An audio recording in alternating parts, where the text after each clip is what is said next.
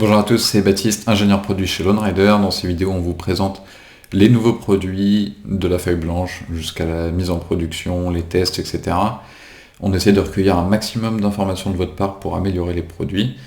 Donc si vous aimez ce genre de contenu, n'hésitez pas à vous abonner, à commenter, etc. Nous, on essaie de prendre en compte tous vos commentaires et vos mails, etc. pour vraiment recueillir un maximum d'informations. Aujourd'hui, on ne va pas parler d'un nouveau produit, on va parler d'une nouvelle moto, de la 1300 GS. Comme vous le savez, la 1300 GS, enfin la 1250 GS et la 1200 GS, etc. c'est toujours un best-seller sur les motos d'adventure. Donc du coup, évidemment, vu que nous on développe des produits pour les trails, c'est hyper important pour nous de se tenir informé des futures motos, de qu'est-ce qu'il va y avoir comme accessoires, comment elles vont être équipées, quelles vont être les spécifications techniques, etc. pour que nous on puisse anticiper les développements des pièces. J'ai fait plusieurs vidéos, je vous mettrai les liens dans la description. Et on commence maintenant.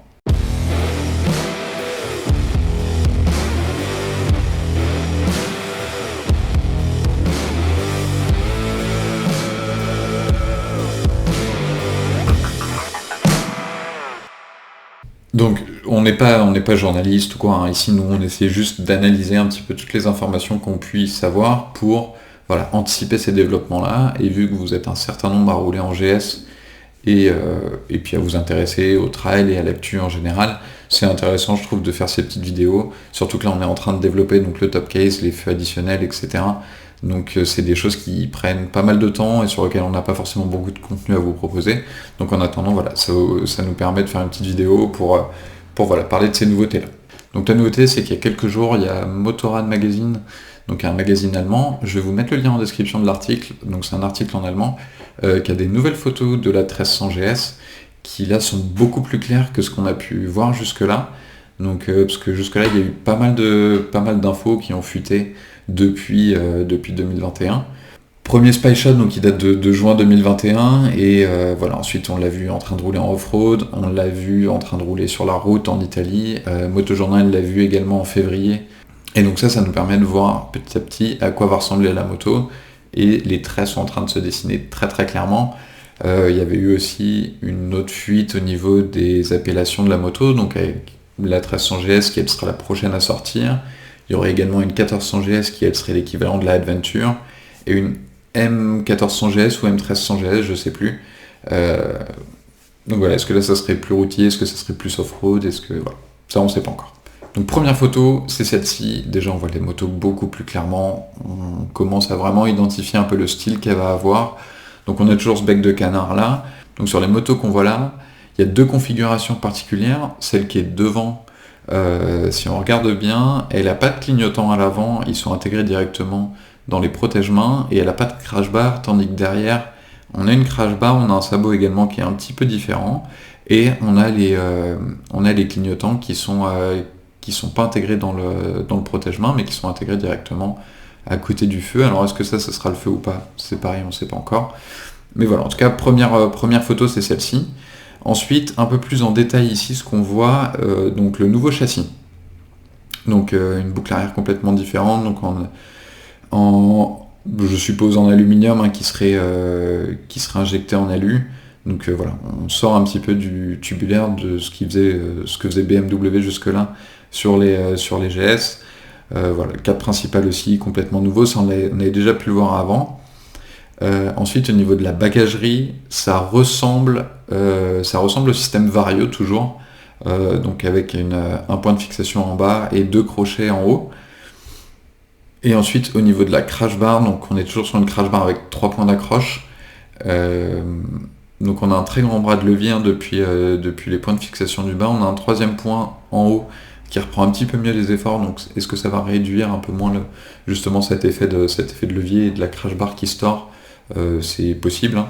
Mais voilà, on n'a toujours pas de quatrième point d'accroche. Et ensuite, là on voit que d'origine, on a une protection de cylindre qui est assez bien placée d'ailleurs.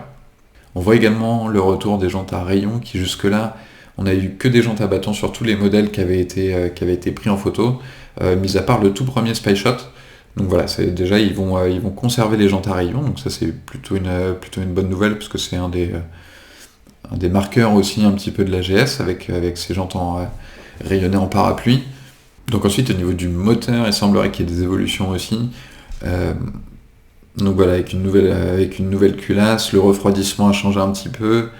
Donc voilà, Motorrad, eux, ils prévoient, ils anticipent voilà, entre 140 et 150 chevaux. Je vous laisse vraiment lire l'article, c'est intéressant, essayer de le traduire parce qu'il est en allemand pour ceux qui parlent pas allemand. Mais voilà, c'est assez intéressant. Ensuite, au niveau de l'avant, alors là, ce qu'on voit, c'est au niveau de la bulle, alors là, il y a eu du travail de fait, alors c'est pas forcément très très joli, hein, personnellement, enfin moi je trouve.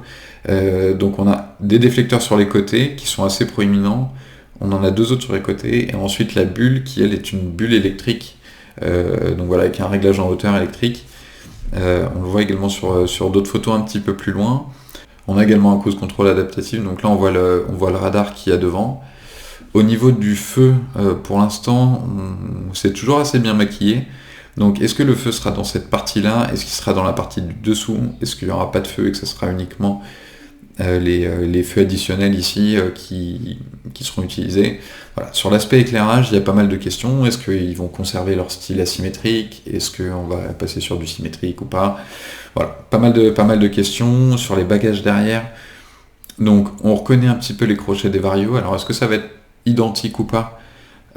C'est la question, notamment nous pour le système Rackless, est-ce qu'on va pouvoir l'intégrer directement ou est-ce qu'il y aura des modifications à faire?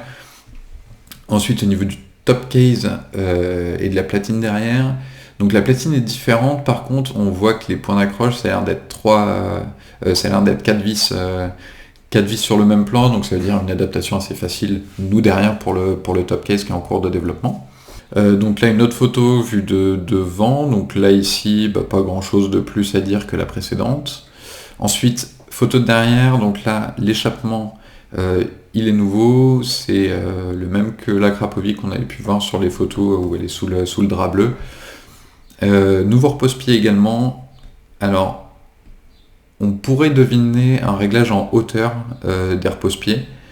Donc voilà, avoir en tout cas un design des dents plus agressif, et voilà, on voit un bloc assez massif, donc qui laisse deviner un réglage en hauteur en tout cas des repose-pieds.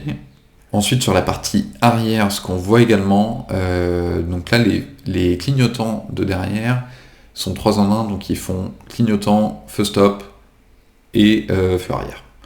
Donc voilà, qu'est-ce que ça veut dire derrière?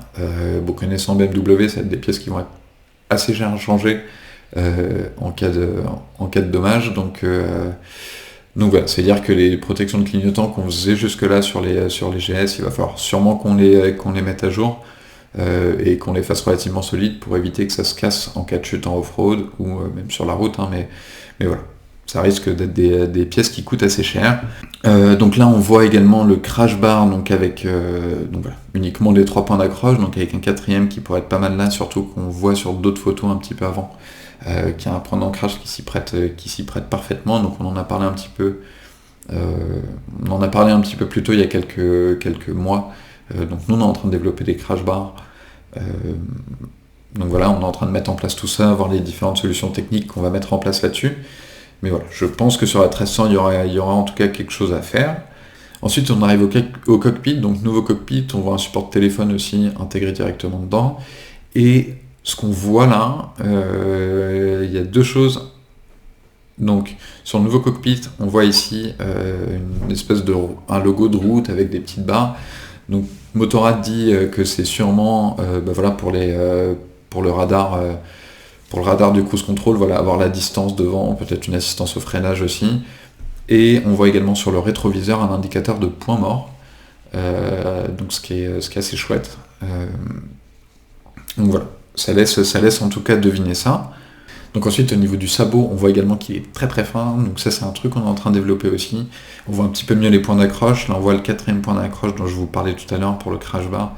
Voilà, qui sera un point plutôt assez bien situé pour reprendre tous ces efforts-là.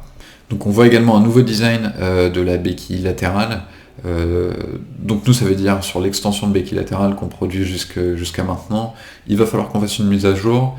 Et surtout que là, on voit que l'empreinte au sol est toujours assez faible de la nouvelle béquille latérale. Donc ça veut dire que si vous voulez béquiller sur un sol meuble, la moto elle va se planter, la béquille va se planter dans le sol et puis la moto va tomber. Donc voilà, on a ça aussi à anticiper nous de notre côté. Donc voilà, c'est tout pour aujourd'hui. J'ai essayé de vous mettre les photos en gros pour que vous puissiez bien regarder. Je vous invite vraiment à regarder à lire l'article de Motorrad, c'est assez intéressant. Et puis voilà, dire en commentaire ce que vous en pensez, s'il y a des choses que vous avez vues, qu'on n'a pas vues ou qui sont pas dites dans l'article, etc.